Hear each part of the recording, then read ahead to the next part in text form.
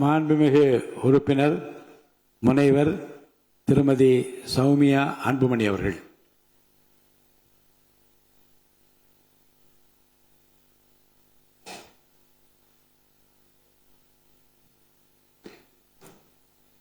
மாண்புமிகு பேரவைத் தலைவர் அவர்களே, மாண்புமிகு முதலமைச்சர் அவர்களே, மாண்புமிகு அமைச்சர் பெருமக்களே, மாண்புமிகு எதிர்க்கட்சி தலைவர் அவர்களே, மாண்புமிகு சட்டமன்ற குழு தலைவர் அவர்களே, மாண்புமிகு சட்டமன்ற உறுப்பினர்களே, உங்கள் அனைவருக்கும் வணக்கம். தமிழ்நாடு சட்டப்பேரவையில் மேதகு ஆளுநர் அவர்கள் ஆற்றிய உரைக்கு நன்றி தெரிவிக்கும் தீர்மானத்தின் மீதான விவாதத்தில் பங்கேற்று பேச வாய்ப்பு அளித்தமைக்கு எனது நன்றியை தெரிவித்துக் கொள்கின்றேன். மாண்புமிகு முதலமைச்சர் அவர்களுக்கு மனமார்ந்த பிறந்த நாள் வாழ்த்துக்களை கூறி எல்லா வளமும் பெற்று பல்லாண்டு வாழ பாட்டாளி மக்கள் கட்சி சார்பில் வரவேற்று வாழ்த்துக்களை தெரிவித்து மகிழ்கின்றோம். என்னை இந்த சட்டமன்றத்தில் பேச வாய்ப்பளித்து என்னை இந்த நிலைக்கு உயர்த்திய பாட்டாளி மக்கள் கட்சியின் நிறுவனர் மருத்துவர் ஐயாவிற்கும், பாட்டாளி மக்கள் கட்சியின் தலைவர் மருத்துவர் அன்புமணி ராமதாஸ் அவர்களுக்கும் இந்த நேரத்தில் சிரம் தாழ்ந்த நன்றிகளை தெரிவித்துக் கொள்கின்றேன். என்றுமே அயராது பாடுபட்டு களப்பணி ஆற்றிக் கொண்டிருக்கும் பாட்டாளி மக்கள் கட்சியின் அடிப்படை தொண்டர்களுக்கும் அனைத்து நிலை நிர்வாகிகளுக்கும் என் நெஞ்சார்ந்த நன்றிகள். என்னுடைய தேர்தல் வெற்றிக்கு உறுதுணையாக நின்ற அனைத்து கூட்டணி கட்சி தலைவர்களுக்கும் எனது மனமார்ந்த நன்றிகளை இந்த நேரத்தில் உரித்தாக்குகிறேன். என் மேல் அன்பும் பாசமும் நம்பிக்கையும் வைத்து எனக்கு வாக்களித்த எனது தர்மபுரி சட்டமன்ற தொகுதி வாக்காளர் பெருமக்களுக்கும் அனைத்து சகோதர சகோதரிகளுக்கும் என் மனமார்ந்த நன்றிகள்.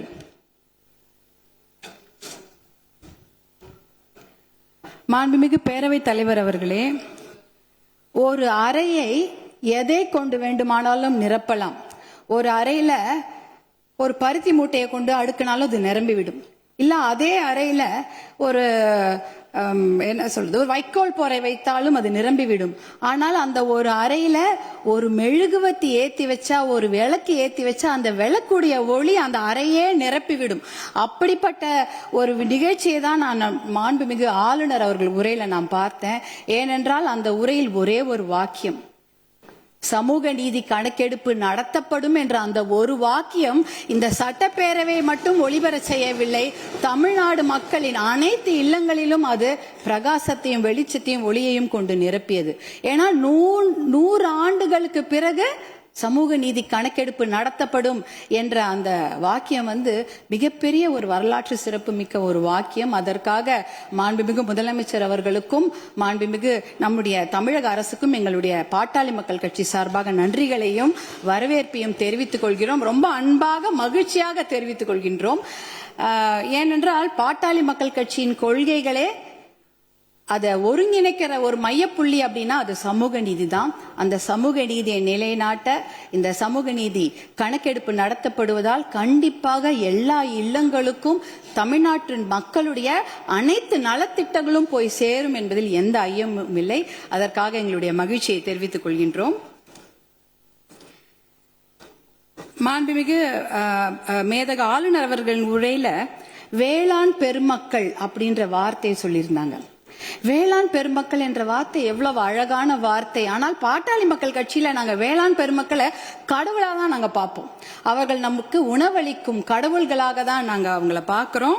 அதுல பாத்தீங்கன்னா சிறு குறு விவசாயிகளுக்கான கடன், விவசாய கூட்டுறவு கடனை தள்ளுபடி கொஞ்சம் செய்வதாக அறிவித்திருக்கிறார்கள்.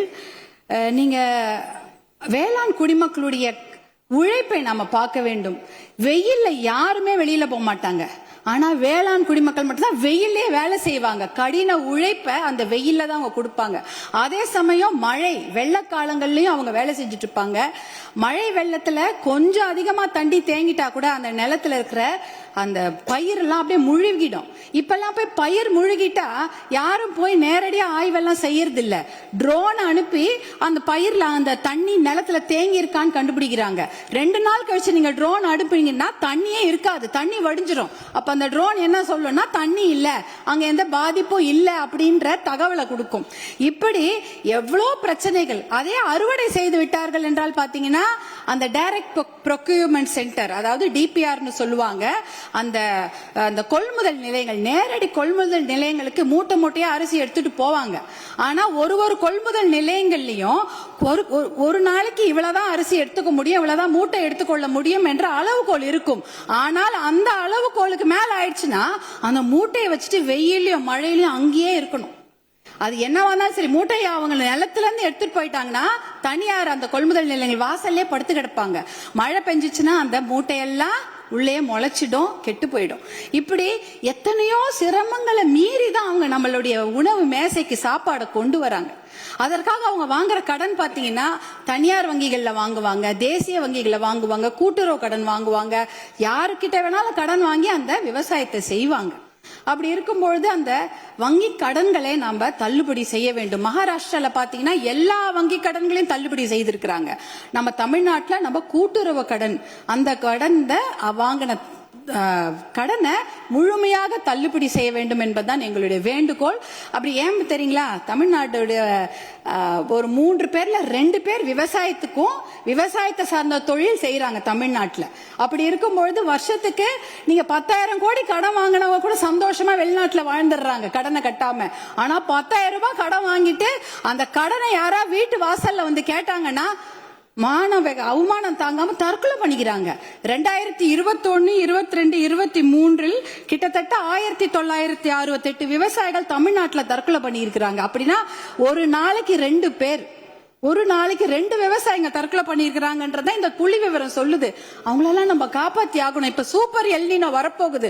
அந்த சூப்பர் எல்னினோனா கடுமையான வறட்சி, அதுக்கு நாம தயாரா இருக்கணும். இன்னும் எவ்வளவு கடன் வாங்குவாங்களோ அவங்க தெரியாது. நம்ம விவசாயிங்க எங்க இருக்காங்க தெரியுங்களா, 100 அடி ஆழத்து பள்ளத்துல இருக்கிறாங்க. 100 அடி ஆழ பள்ளம் கடன் சுமையில. ஆனா நீங்க நம்முடைய தமிழக அரசாங்கம் இன்னைக்கு அவங்க 50 அடி ஆழ கயிறு தான் கொடுத்திருக்கீங்க. எப்படி வெளியில வருவாங்க? 50 அடி கயிறை அவன் 100 அடி ஆளும் பள்ளத்து இருக்கிறாங்க. அந்த விவசாயிங்க எப்படி வெளில வருவாங்க? முழுமையாக கடனை தள்ளுபடி செய்தா தானே அவங்க அந்த கடன் பிரச்சனை வெளியில வந்து அவங்க அடுத்த வேலையை பார்க்க முடியும். அதனால நீங்க உங்களுடைய அதிகாரிகள், மாண்புமிகு பேரவைத் தலைவர்கள், உங்கள் வாயிலாக முதலமைச்சரை நாங்க கேட்டுக்கொள்வது தான், உங்களுடைய அதிகாரிகள் சொல்லுவாங்க, ஐயோ நிதி சுமை, கடன் சுமை, கூடுதல் செலவினம் அப்படிலாம் சொல்லுவாங்க. ஆனா அதையெல்லாம் ஒரு புறம் ஒதுக்கி வைத்து விட்டு அவர்களுக்கு முழு கடன் தள்ளுபடி செய்யணும். ஏற்கனவே 2000 கோடியா 6000 கோடியா உயர்த்திட்டீங்க. இன்னும் ஒரு 18,000 கோடியா அந்த கடன் தள்ளுபடி, கூட்டுறவு கடன்களை மட்டும் தள்ளுபடி செய்யுங்க. ஏன்னா ஏற்கனவே அவங்க 1 வருஷத்தை தான் தள்ளுபடி செய்திருக்கிறீங்க. அதற்கு முன்னால ஒரு 2 வருஷம் கடன் அவங்க வாங்கி வச்சிருக்கிறாங்க. அந்த கடனையும் முழுமையாக தள்ளுபடி செய்தீர்கள் என்றால் அவங்க கண்டிப்பாக எத்தனையோ கடுமையாக உழைக்க தயாராக இருக்கிறார்கள். அவங்களுக்கு அந்த ஒரு ரெஸ்பெக்டை நம்ம கொடுக்கணும், அவங்களுக்கு அந்த நிவாரணத்தை நாம் தர வேண்டும் என்று உங்களை எல்லாம் நாங்க அன்போடு கேட்டுக்கொள்கிறோம். அடுத்ததாக பாத்தீங்கன்னா, தமிழ்நாட்டில் 2026ஆம் ஆண்டில் ஆட்சி மாற்றம் ஏற்படுவதற்கு காரணமாக இருந்தது பெண்கள் மற்றும் குழந்தைகளுக்கு எதிரான குற்றங்கள் கட்டுப்படுத்தப்படாமல் அதிகரித்ததுதான். ஆனால் ஆட்சி மாற்றம் ஏற்பட்ட பிறகும் அதே நிலை தொடர அனுமதிக்க கூடாது. பொறுத்தது போதும், நம்ம இனிமேல் பொங்கித்தான் எழ வேண்டும். ஏனென்றால் ஒரு பழமொழி சொல்வாங்க, அரசன் அன்று கொள்வான், தெய்வம் நின்று கொள்ளும் அப்படின்னு சொல்லுவாங்க. இன்னைக்கு நம்ம குழந்தைங்க மேல கைய வச்சவங்கள நம்ம சும்மா விடக்கூடாது. நம் பெண்கள் மேல் கை வைத்தவர்கள் சும்மா விடவே கூடாது. இதுக்கு மேல நம்ம பொறுமையா இருக்கிறதுல அர்த்தமே கிடையாது. துபாய், அரபு நாடுகள், இல்ல சிங்கப்பூர் போன்ற நாடுகள்லாம் இப்படிப்பட்ட கொடுமையான குற்றங்களை செய்தவர்களுக்கு உடனடியாக சட்டப்படி மரண தண்டனை கொடுக்கிறார்கள். அந்த மரண பயத்தையும் உயிர் பயத்தையும் அந்த தப்பு செய்தவங்களுக்கு நம்ம கொடுக்கணும். அப்படி இருந்தாதான் இந்த பெண்கள் குழந்தைகளை காப்பாற்ற முடியும். வேற வழியே கிடையாது. ஏன்னா அவங்க நினைச்சிட்டு இருக்கிறாங்க, இன்னும் ஒரு 5 வருஷம் பொறுமையா கேஸ் ஆடிக்கிட்டே போலாம், பொறுமையா வெளில வந்துடலாம், இந்த கோர்ட் இல்லைன்னா அந்த கோர்ட், அந்த கோர்ட் இல்லைன்னா அதுக்கு மேல கோர்ட்னு போய் அவர்கள் வெளியில வந்து விடுவார்கள் என்ற தைரியத்துலதான் இவ்வளவு பெரிய தவறுகளை செய்கிறார்கள். அவர்களுக்கு அந்த உயிர் பயத்தை, குழந்தைகள் மேல் கை வைத்தவர்களுக்கும் பெண்கள் மேல் கை வைத்தவர்களும் அந்த உயிர் பயத்தை கொடுத்தாதான் இனிமேல் அந்த தவறை செய்ய மாட்டாங்க. அதுக்காக இனிமேல் நாம பொறுத்தது போதும், பொங்கி எழ வேண்டும் என்று மறுபடியும் நான் உங்களை வேண்டி விரும்பி கேட்டுக்கொள்கின்றேன். அப்புறம் தருமபுரி மாவட்டத்திற்கு ஒரு என்னுடைய கோரிக்கைகள், தருமபுரி காவிரி உபரிநீர் திட்டத்தை உடனடியாக அறிவிக்க வேண்டும். தருமபுரி மாவட்டம் பார்த்து மிகவும் பின்தங்கிய மாவட்டம், ரொம்ப வறட்சியான மாவட்டம். அங்க நாங்க நிலையங்களோ கட்டிடங்கள்லாம் கேட்கல, குடிக்கிறதுக்கு தண்ணி கேட்கிறோம். ஒரு ஆளுக்கு ஒரு குடம் தண்ணி கூட கிடையாது.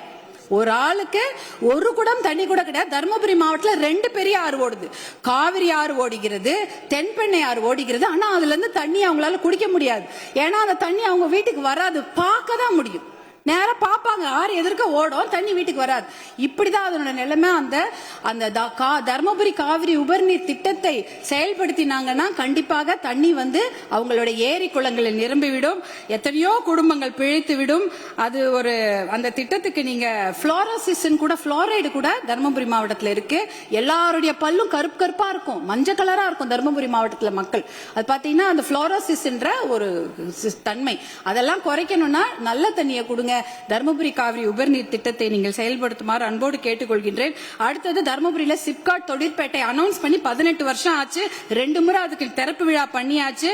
ஆனா கூடுதல் நிதி ஒதுக்கீடு செய்ய வேண்டும். அந்த இடத்துல 2 நிமிஷம் கூடுதல் நிதி ஒதுக்கீடு செய்து தர்மபுரி மாவட்டத்திற்கு வந்து அந்த சிப்காட்டை உயிர் கொடுக்கணும். ஏன்னா தர்மபுரி மாவட்டத்தில் 3 லட்சம் இளைஞர்கள், 3 லட்சம் குடும்ப தலைவர்கள் புலம்பெயர்ந்து மற்ற ஊருக்கு போய் பழைச்சிட்டு இருக்கிறாங்க. அவங்க குடும்பத்தோட சேர்ந்து வாழறதுக்கு நீங்க வழிவகை செய்யணும். கூடுதல் நிதி ஒதுக்கீடு செய்து அந்த சிப்காட்டுக்கு உயிர் கொடுக்க வேண்டும் என்று கேட்டுக்கொள்கின்றேன். அடுத்தது பாத்தீங்கன்னா தர்மபுரி மொரப்பூர் ரயில்வே திட்டம். சென்னையில இருந்து எல்லாரும் அவங்க ஊர் தலைநகருக்கும் மாவட்ட தலைநகருக்கு ட்ரெயின்ல போலாம். ஆனா எங்க ஊருக்கு மட்டும் போகவே முடியாது ட்ரெயின்ல. தர்மபுரிக்கு சென்னைக்கும் ட்ரெயின் கனெக்ஷன் கிடையாது. அதுனா மொரப்பூர்ல ஒரு பெரிய பிட்டு வந்து உடைஞ்சு போயிருக்குது. அதுக்காக பாட்டாளி மக்கள் கட்சி நாடாளுமன்ற உறுப்பினர்கள் 2004 இருந்து போராட்டம் பண்ணி 2019 அந்த திட்டத்துக்கு அனுமதி வாங்கி ஃபண்டும் வாங்கி கொடுத்துட்டாங்க. ஆனா நிலத்தை வாங்கி கொடுப்பதில் கொஞ்சம் நிறைய சிக்கல்கள் இருக்கு. 50% நிலம் மட்டும்தான் அதுக்கு ஒதுக்கீடு செய்திருக்கிறாங்க. அந்த திட்டத்தை விரைவாக செயல்படுத்த வேண்டும். அதற்கு நீங்கள் சிறப்பு கவனம் தமிழக அரசாங்கம் செய்ய வேண்டும் என்று உங்களை அன்போடு கேட்டுக்கொள்கின்றேன். வருமானம் இல்ல நம்ம சொல்லிட்டு இருக்கிறோம். ஆனால் நிறைய நல்ல திட்டங்கள் இருக்கிறது. அதாவது பாலிசி டிசிஷன்ஸ் பண்ணாலே அந்த வருமானம் தேவை கிடையாது. இப்ப இளைஞர்களுக்கு வேலை வாய்ப்பு 75% நீங்கள் உறுதி செய்து விட்டீர்கள் தனியார் துறையில அப்படின்னு சொன்னீங்கன்னா, தனியார் துறையா அவங்களுக்கு வேலையை கொடுப்பாங்க. தமிழ்நாட்டு இளைஞர்களுக்கு வேலை கொடுக்கப்படும். இப்ப வேலையில்லா திண்டாட்டம் அதுவே குறைஞ்சிடும். அதே போல மாவட்டங்கள் அதிகமாக இருக்கிறது தமிழ்நாட்டில். அதாவது அதை வந்து நம்ம மாவட்டங்களை பிரித்தால் ஒரு கொஞ்சமாக நிதி சுமை தான்.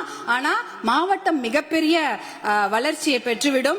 அதே போல பில்ஃபரேஜை குறைக்கிறோன்ட்டு கவர்னருடைய அமேதக ஆளுநர் உரையில இருந்தது. கனிம வள கொள்ளை வந்து தடுத்துட்டா 1.5 லட்சம் கோடி 2 லட்சம் கோடி ரூபாய் நம்மால வருவாய் வந்து தமிழ்நாட்டுக்கு கிடைக்கும்.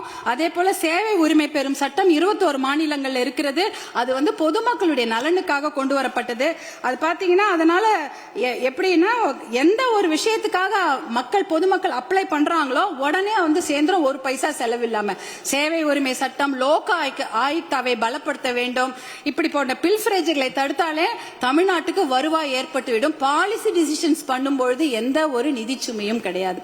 இப்படிப்பட்ட திட்டங்களை எல்லாம் நீங்க கவர்னர் உரையில, அமேதக ஆளுநர் உரையில சிலவற்றை அறிவிப்பு செய்திருக்கிறீர்கள், சிலவற்றை அறிவிப்பு செய்யாமல் இருக்கிறீர்கள். அதையெல்லாம் கொண்டு வர வேண்டும் என்று உங்களை கேட்டுக்கொண்டு எனக்கு இந்த வாய்ப்பை அளித்த பேரவைத் தலைவர் அவர்களுக்கும் மாண்புமிகு முதலமைச்சர் அவர்களுக்கும் எல்லோருக்கும் என்னுடைய சட்டமன்ற உறுப்பினர்கள் என் மனமார்ந்த நன்றியை தெரிவித்துக் கொள்கின்றேன்.